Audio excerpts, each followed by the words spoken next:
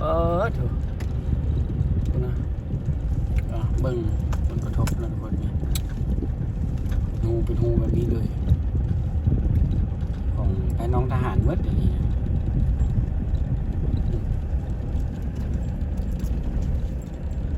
มีแต่พวกเงินเดือนน้อยๆมาซ้ำเติมกับภัยธรรมชาติแบบนี้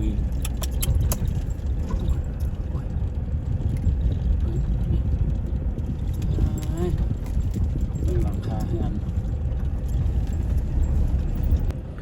สบายดีทักทายสบายดีทุกคนคลิปวิดีโอนี้เฮาสิพาทุกคนรับชมบรรยากาศเนาะเมื่อวานนี้ฝนตกเนาะฝนตกหนักก็ว่าตกบ่ได้โดนนะทุกคนแต่ว่ามันมีมักเห็บปกนะทุกคนเนาะเฮ็ดให้บ้านเฮือนเสียหายหลายหลังคาเฮือนเลยเนาะอันนี้ก็คือผู้คนบ่ได้มาต่อคิวซื้อน้ำมันนะทุกคนเนาะต่อคิวซื้อกระเบื้องเพื่อไปแปลงเฮือนตัวเองนะทุกคนโอ้ยหนักดวงปีนี้ประเทศลาวเฮาเดี๋ยวจะพาทุกคนรับชมบรรยากาศเนาะตามเส้นทางนี้น้อยนึงเนาะถึงผู้คนที่ถ้าซื้อกระเบื้องเนาะแล้วก็จะพาทุกคนไปเบิ่งเฮือนของประชาชนเนาะที่ทุกผลกระทบเนาะนี่เบิ่งรถทั้งหน้านี่ทุกคนเนาะกระเบื้องเต็มหลังรถนี่คือนี่นะถ้าคิวซื้อเนี่ยบางคนก็ซื้อมันเป็นในเมืองบางคนก็ซอกเอาแถวๆนี้เดี๋ยวนี้เราอยู่กันที่บ้านหนองเงี้ยวเนาะข้างหน้าก็จะเป็นตลาดหนองเงี้ยวทุกคนนะครับชมบรรยากาศตามเส้นทางนี้ก่อนเนาะแล้วก็จะไปพาทุกคนเบิ่งบ้านเรือนของประชาชนที่ถูกผลกระทบนะทุกคนมามันจะนักสำใดเนาะ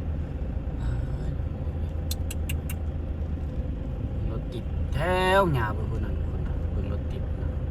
อู้นเมื่อกี้นี้เขาก็ได้ไปท่าคิวเนาะซื้อน้ำมันซื้อกระเบื้องเนาะซื้อกระเบื้องท่าคิวประมาณเกือบชั่วโมงหนึ่งทุกคนสุดท้ายบ่ได้ยอมทุกคนหลายคนรถกระติดน้ำมันรถกระจิเบิดเดียวพอปานนั่นทุกคนโอ้ยจับไม่นี่อย่างตัวอย่างปีนี้ถือว่าเริ่มต้นปีได้หนักหน่วงหลาย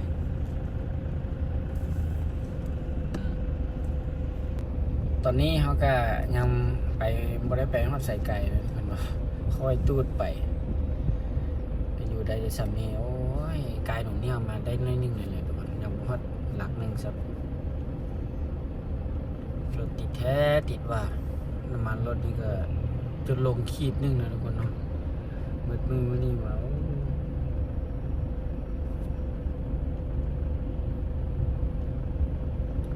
คนบ่ได้ไปฮอดใส่ทงป่งหนองเงี้ยวทงป่งหนองเงี้ยวนี่ขี่ตู้ไปจะชับนี่นึงน้ำมันละ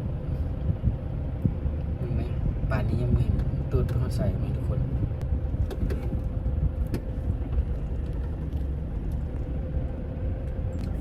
แม่ทุกคนรถติดนะโอ้ยจ้ะคุณเบิ่งรถติดนะพี่ลึกขนาดโอ้ยจ้ะแต่ออกซี่นี่ทุกคนเนาะนี่เมื่อก่อนไปไม่ได้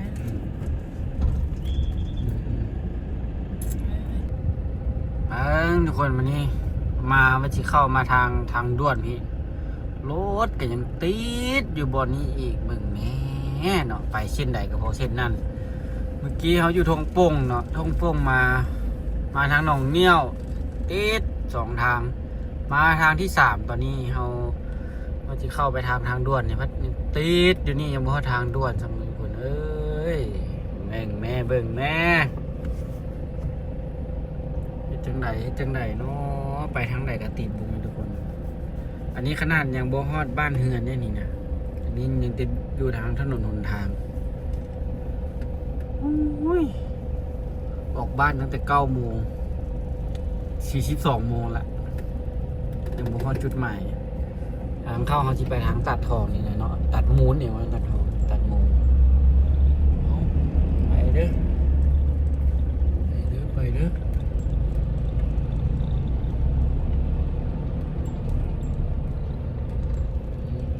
ค่อยตูดไปแถวนี้นะ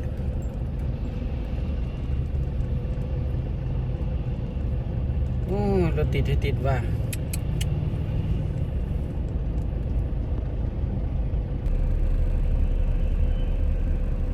อันนี้ก็จะเป็นภาพบรรยากาศเนาะบ้านไสมงคล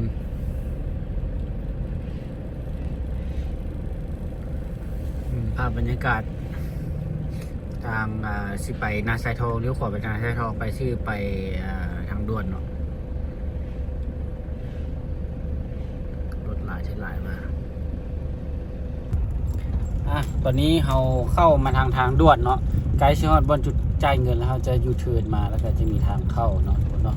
ตอนนี้เราเข้ามาแล้วเนาะใครเขตนี้ไปนี่เราก็จะเห็นได้เลยว่าหลังคาหัวแล้วก็แตกเนาะบางแถวนี้บางเฮือนก็บ่นักบางเฮือนก็นักนี่เบิ่งผู้คนที่เว้นมานี่นะทุกคนเนาะหลายว่าแม่มาทางนี้รถก็ยังติดนะเขาจะได้เลี้ยวขวาไปได้นี่เนาะอันนี้ก็คือผู้คนที่มาหลีกทางเว้นเนาะเพื่อบ่ให้รถติดทางนั้นเนาะทางนั้นรถติดแฮงเขามาทางเว้นทางนั้นทางด่วนพี่ถึงว่ามันจะไกลไปน้อยนึงเนาะอย่ามันเนาะรถบ่ติดไปก็พอเนาะนี่เอาทางเลี้ยวขวาไปใส่เนาะเขาเงินเจ้าเนาะเจ้าคือเลี้ยวขวาไปนะ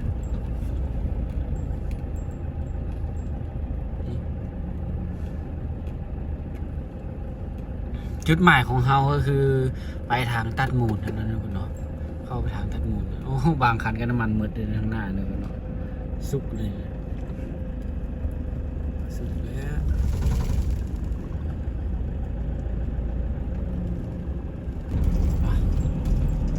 มาครับชมภาพบรรยากาศกันต่อนะทุกคนเพิ่งว่าเฮาจะไปได้ห้อใส่เนาะทางเส้นนี้จะติดอีกหรือบ่เนาะนี่หลังนี้ได้ฮื้อออกหมดเลยทุกคนฮื้อหลังคาออกแล้วนี่บางหลังคาก็บ่ได้เบิ่งคือบ่ปวดหลายเลยแต่ก็มีหูอยู่เนาะมีหลายเลยนี่ข้างหน้าเฮาเนาะทุกคนไหมเงินจะเป็นแบบนี้เลยเด้นะหลังคาเนาะเปิดหมดเลย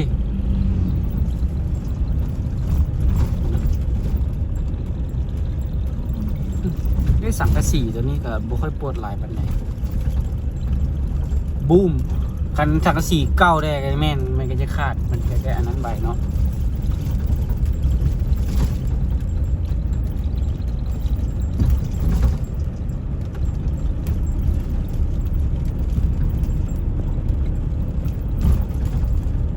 อันนี้ถือว่ายังเห็นบ่ค่อยหลายนะทุกคนเนาะ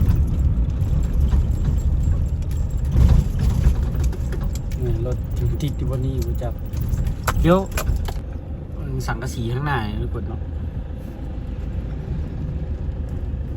สังกะสีร่มมืดก็จะอ้อมเลยนี่แปดเติร์ดมาเลยนะสังกะสีอย่างนี้เนาะ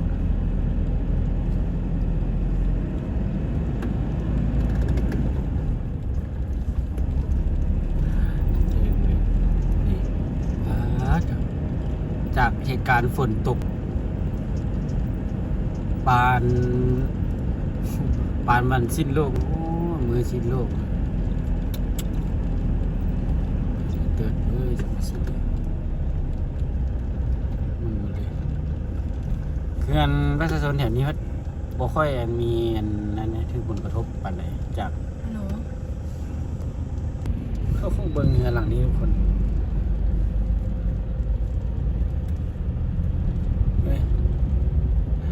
หลังคาเรือหลังนี้ไปเติร์ดเลย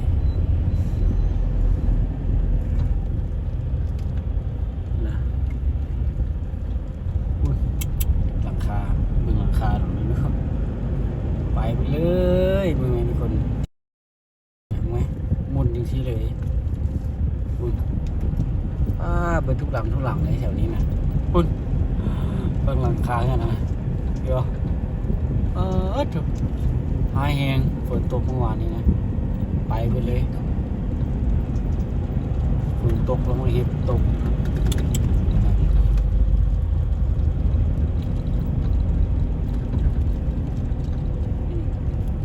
ปวดหมดเลยหลังนี้ก็ได้ปวดหมดเลยอันนี้ก็ปวดนี่แส เป็นสังกะสีนี่ก็จะไข่น้อยนึงแต่ก็บ่หลายฉันอยากกะสีเก่าๆนิดนึงก็จะขาดจะลุกนะเบิ่งราคาให้หลังนี้ทุกคน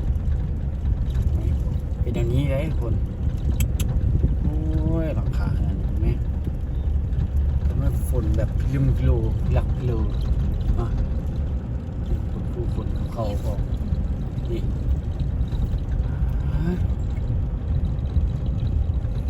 ขนาดว่าแถวนี้มันยังตกโบแห้งหลายเลยขันบางบ่อนแห้งกว่านี้อีกทุกคนเนาะแบบปานอุกกาบาตตกลงมาเลยนะเบิร์ดแต่ละงานแต่ละหลังผลกระทบจะไม่หนักหนาจากค่าน้ำมันจากพายุมาเฮ็ด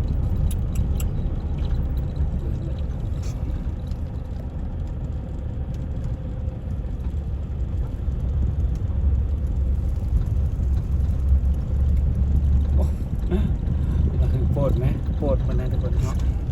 นี่ถูกนะโอ้ร้านขายหำทีเนาะขายหำขายข้าวทีเนาะจนหลังคาอาจจะปวดเหมือนไหมฝนตกใส่นะเห็นไหมได้มาตากแบบนี้เด้นะทั้งสองฝากทางฝนกระทบหนักถูกกระเบื้องช่วงนี้รู้สึกว่าขาดตลาดเลยทุกคนเบื้องหานใดก็เต็มร้านขายเครื่องก่อสร้างนี่หับซับนี่นะ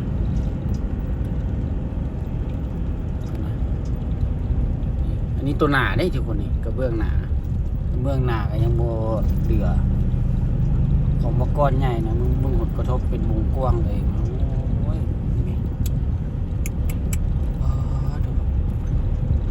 ปวกกินกันยังหมูป่านดูนะสังสีตัวนี้นะแผ่นอันนี้นะทุกคนหัวเลยนะข้าวขอเครื่องไส้รถและรถกระพอรถกระจนมุ่น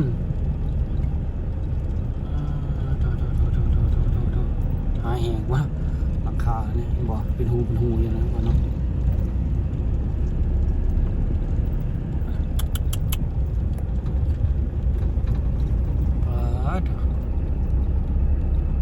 ผลกระทบไหมเป็นอย่างนี้นะฝนตกใส่เมื่อวานนี้ตกแป๊บเดียวนะประมาณ30 นาทีได้นะบ่ฮอดชั่วโมงสังกะสีกองอัญญะอีกพื้นหนึ่งมา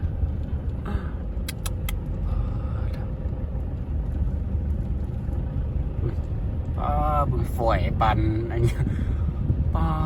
ถูกลืมหลังนั้นนะก็เบื้องหน้าได้นั่น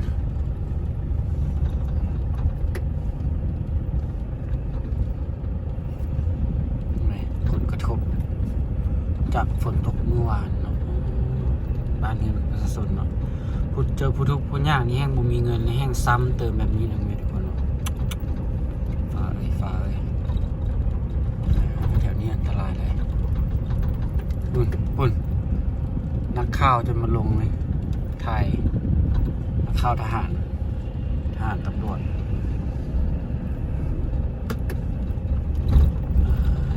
จะมาลงพื้นที่เนาะเก็บกำคม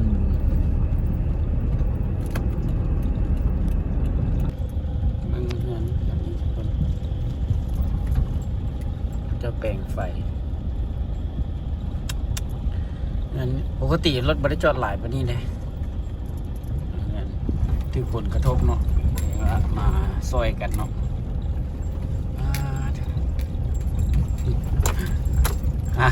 ร้านอันนี้ร้านขายเครื่องก่อสร้างนี่คนนะผลกระทบโอ้คันฝนตกถึกสิมังนะมันมืดเลยเครื่องเหือนเบิ้งผลกระทบนั่นคนนี้หูเป็นหูแบบนี้เลยของไอ้น้องทหารมืดอย่างนี้นะ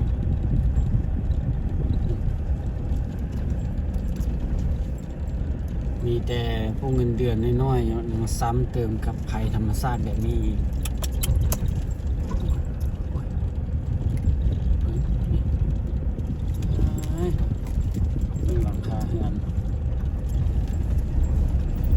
นี้เนาะบรรยากาศของเงินประชาชนถูกผลกระทบนี่หลังคาเปิดทางฝั่งนั้นเนาะนี่คือกันนะถูกเปิดเบิ่งหลังคาตูบนี่เรือหลังนั้นเนี่ยแห้งคักเนาะทุกคนเนาะกำลังสร้างใกล้จะแล้วละทะลุมาเลยหลังคาเรือนมีภาพสดๆร้อนๆเลยเนาะมือต่อมา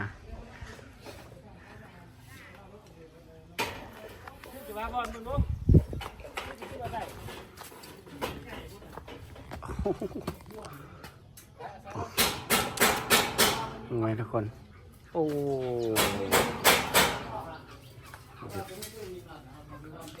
บุญทั้งไหนบุมีอ่ะ ต่อมาได้ไส้สนะเห็นมาอยู่นะต่อไส้มามีไปบอกบุ้งเขาต่อสอบไปเห็น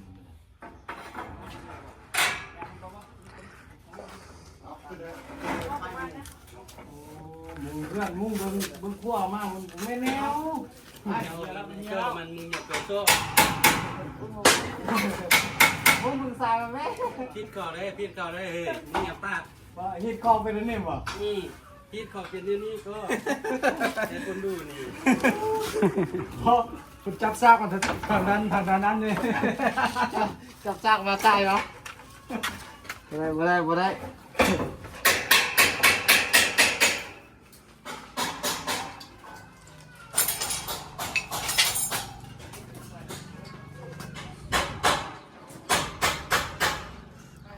ปากนั่งจะทะลุหมด